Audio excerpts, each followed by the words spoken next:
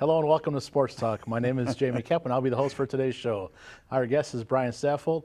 He's the owner and director of all operations here at Center Court in Waukesha. Welcome to the show. Thank you so much. I appreciate the offer and happy to be here. How about a little personal background about yourself that you care to share with the viewers? Oh, certainly. Well, for the last 37 years, I've been in the corporate world, mostly in southeastern Wisconsin.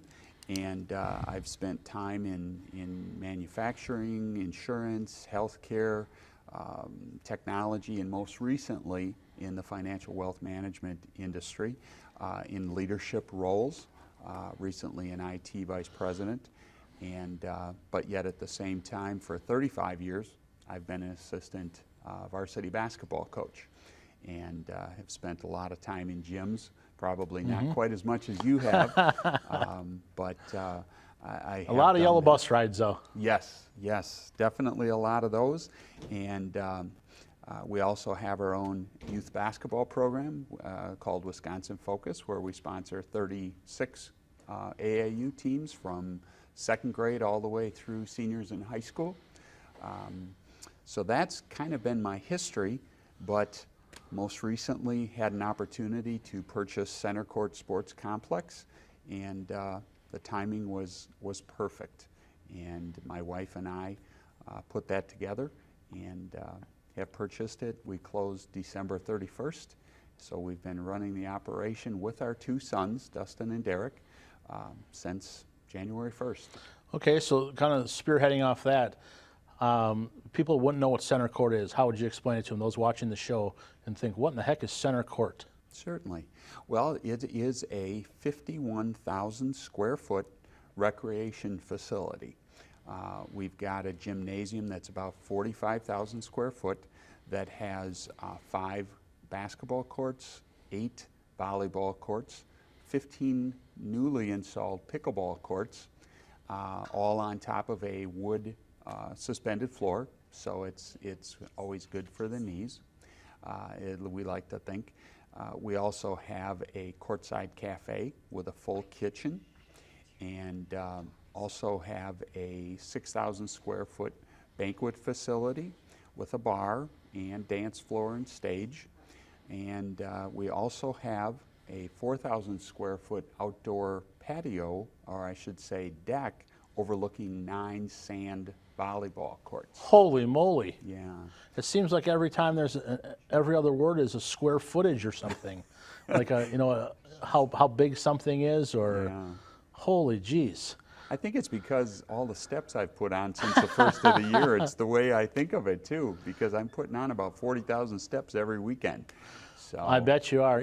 So you look at this. Was sports? We'll get to the current point. Was sports always a part of your life growing up? It really was. I was the big kid, the big gangly kid. Okay. And actually, some friends of, I think, both of ours, Dick Luther, who's been coaching high school and college basketball for over 45 years, kind of took me under his wing in elementary school and introduced me to softball and basketball and baseball. And so I participated in all of those. I attended Waukesha South High School, as did my wife, and both of our sons did as well. Okay. And played, and I did play some volleyball as well as basketball there. The funny story is, coming out of high school, my wife and I were high school sweethearts, and a coach that I had played for a couple of times, Bill Swartz, came over to deliver a wedding gift and told me, "Brian, you won't believe what I did." I said, "Oh boy, what'd you do now, Coach?" He said, "I just took a head coaching job, girls basketball." So this was July, and I kind of looked at him and smiled. This was 1983, and I said, "Well, if you ever need any help, just let me know." So I get a call at the beginning of November. He said, "Brian, the school board just approved you as my assistant varsity coach. We start Monday." And that's over 35 years ago. So this would be now. Senior Schwartz. Yes, Okay. yes, Bill Yep. Senior, and obviously I've known the boys, Right. Julian and Billy and Mac, since they were babies. Right. So Okay, so it's kind of in that whole Waukesha area that you've Yes. maintained through a number of years. You know, there's two ways to look at it where you didn't go different directions and explore and whatever variables come in that way for description purposes, but also the networking and the things that are in place for you think about your current situation, they're probably going to become invaluable. Agreed. Agreed. It's funny because as the word has gotten out that we've purchased the facility, as well as the people that have come through our facility, I've reconnected with so many people. Have had a lot of high school and college coach friends of mine that have understood now that we've gotten the business. You know, we're doing some different things, and they've said, boy, whatever you can, you know, whatever you'd put together, if there's something we could do to help out, we'd love to have you. And I'm actually looking at putting an advisory council together, and the networking on the sports side has been valuable, but my 37 years in the business world as well. And actually, my older son also coaches over with Joe Rux at Brookfield East. My younger son, Derek, he had been a head JV coach, but he's no longer coaching. But Okay. there's a lot of connections there. Well, there sure can be, and you think about the things for yourself and with your family and extended family and whoever becomes a friend, and sometimes they get as close as family or closer. Absolutely. You know, there's a lot of intertwinings and a lot of overlap that happens too, which is pretty exciting when it happens, but also goes back to show you that if you weren't nice to people and you didn't have ethics and morals, that it's pretty easy to turn a shoulder on a guy versus be willing to, you know, take the other approach and people say, hey, how can I help? Sure, sure. Karma, if you would. Yeah, type that's a great way to things. describe it. Well, and you know, my wife Sandy, since we've been together since 1983, I really have always thought she could probably step in and coach as well as I do because she's been on the sidelines. We all know about you know, the role that they play in Right. the support, but she's also been very instrumental in the business. She works full-time at St. John's Military Academy, but she also does the books for our business. She's there on Saturdays and Sundays with tournaments and events. So, you know, her networking, her connections have been tremendous. You know, we kind of work together on everything that we've got going on. It's truly a family event. It's pretty cool from a standpoint of whether it be, you know, family and different roles each of you have, but your own skill set and also your networking. You know, you mentioned the combination of the business aspect and then the sports aspect. It could be two polar opposites kind of connecting and working in a positive force because it probably isn't the identical circle. Correct. You know, Yeah, in some cases it is. They intertwine. I think, as we know, that you know, a lot of our coworkers were involved or are involved in sports, especially now as their kids are coming Right. up. It's wonderful now to see girls and boys that I coached, you know, 30 years ago. Their kids are now coming up through it. Right. But also, and this just happened the other day, people that I worked with at various jobs, now all of a sudden they're coming through the facility, and I hadn't seen them forever. In fact, with our pickleball group, we've got, during the day, we've got over 200 mostly retired people that come and play pickleball. And I recognized 3 names there of people that I worked with back in the 80s, and I hadn't seen No them kidding. forever. So it was wonderful. But you know, you now even increase your networking by reconnecting with people. Oh, you sure do. Yeah. Now, you know, we mentioned a little bit where you had a chance to explain what center court was, and now as people are watching the show, they're thinking, okay, you know, they understand what basketball is, they understand volleyball, and now you're bringing this this other game that's just, it might as well be Latin or French or something Yeah. else, a foreign language to them. Elaborate a little bit on pickleball, and both how the game, maybe it's how the game is played, but also the draw, and it's not just total retirees. No, But it might no. just be that time of the day because there's no work component. Can you Correct. elaborate on pickleball a little bit?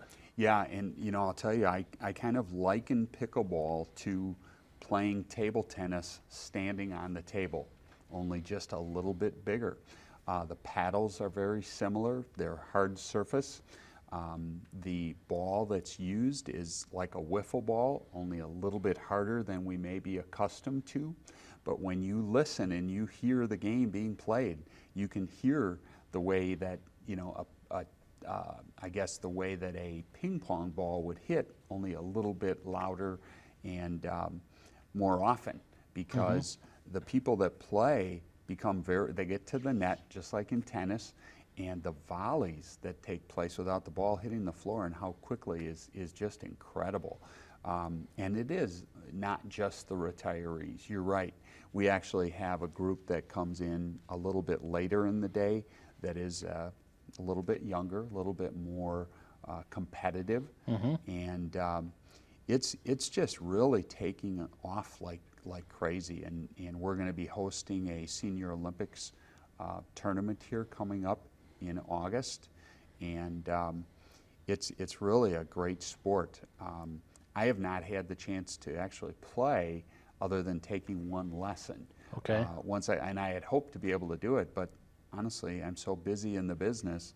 But talking to these people has been just a pleasure. Having them in our building is incredible. When we agreed to buy the business, pretty much daytime was dark at Center Court Sports Complex. The gym wasn't used. And my number one target was pickleball, because I have a neighbor where I live who plays outside. And as we were coming down the finish line to close on the business, I got a telephone call from the previous owner, and he said, hey, there's a group from a club in New Berlin that is going to be closing, and they'd like to bring 150 people in to see if maybe we could host them.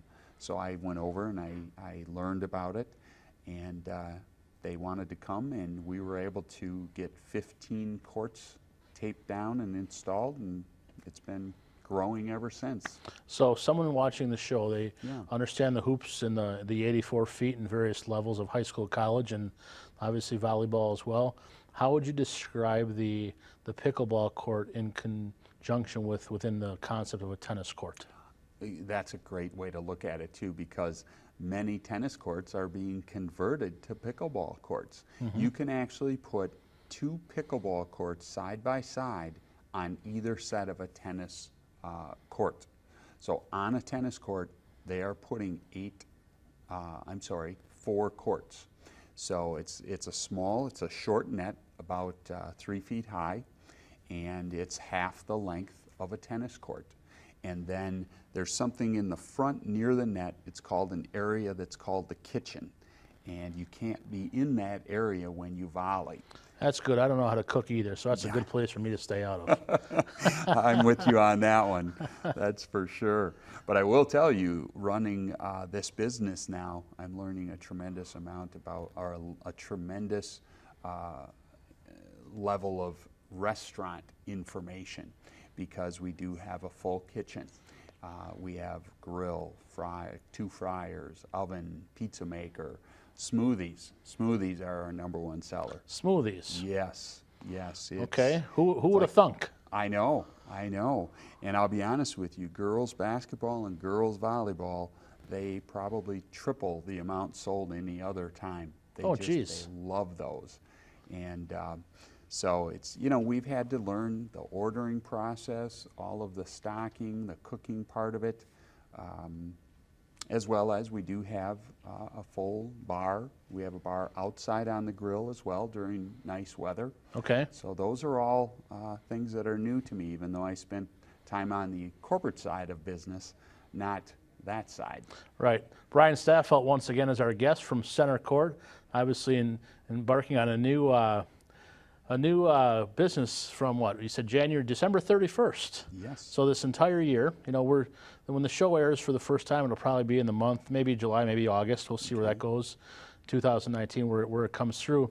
Do you do anything outside with the outside volleyball courts, or is that something to come in the future? We do. We actually have adult outdoor sand volleyball leagues going on now, Monday, Wednesday, Thursday. And starting actually tomorrow, we start on Tuesday a youth volleyball sand league as well. That actually is run by one of our clubs. We've got the Revolution Volleyball Club and the Midwest Penguins reside in our facility. Okay. And they use our facility for events such as leagues, tournaments. They're doing a lot of youth development, and which has been fun as well to see a lot of old friends and their kids and grandkids coming through there. So yeah, the outdoor sand is very popular. I don't think we've had one night without rain, unfortunately. Once we tape the show, you'll be golden for the rest of the summer. Yeah, I hope so. Starting I next hope week. So. What did you say about karma Right. earlier? So Yeah, that's exactly it, how it happens that way.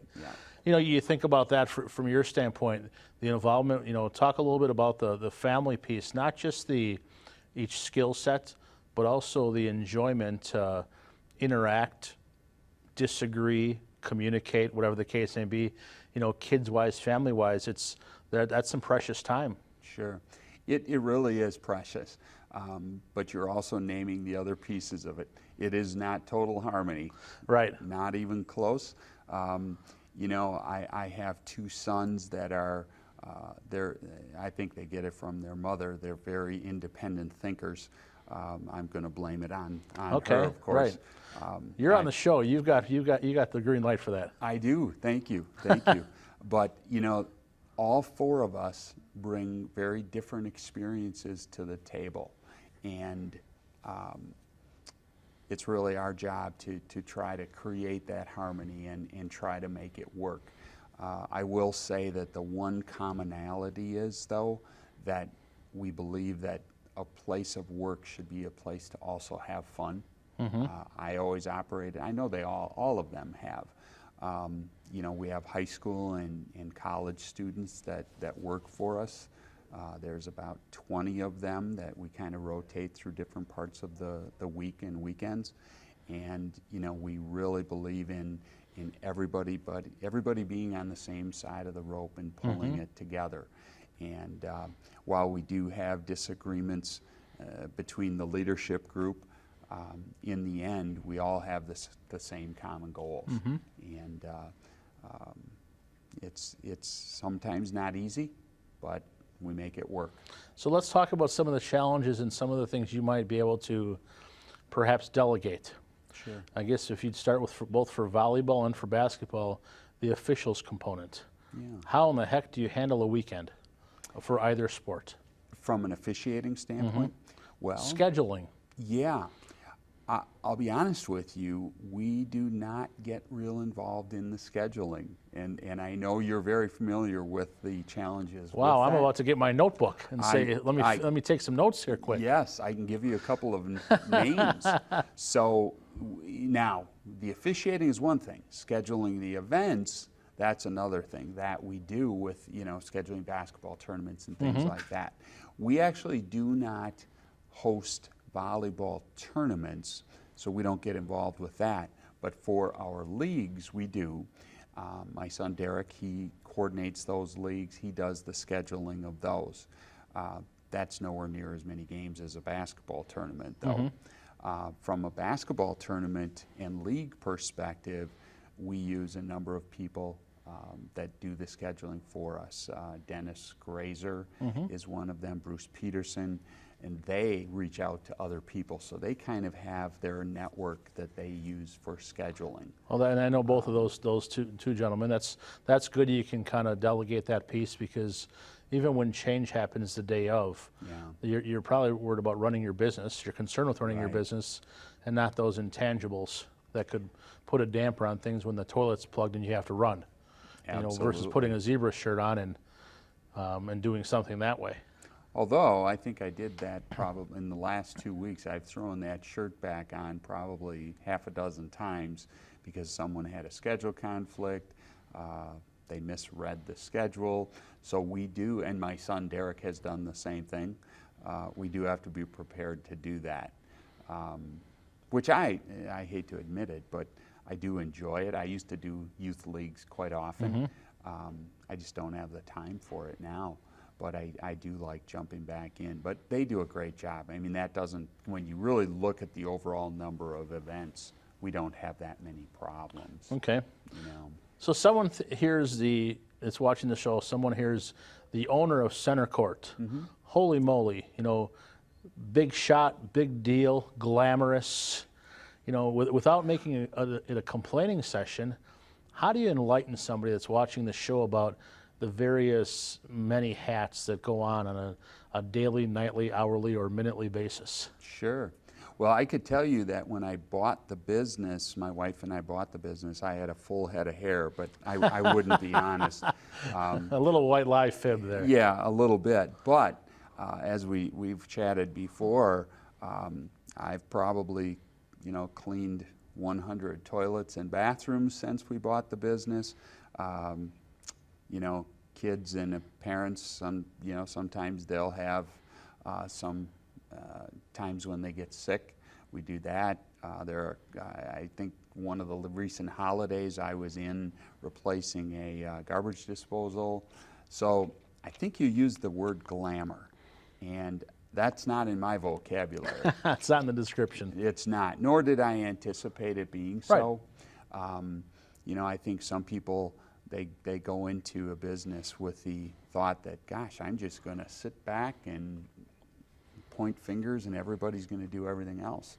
And I don't think that those are the businesses nor the people that are successful. Right. And we believe in doing it all. And I've always been that kind of person. I'd like to be able to do things and show that I'm willing to roll my sleeves up and get in and do the same thing.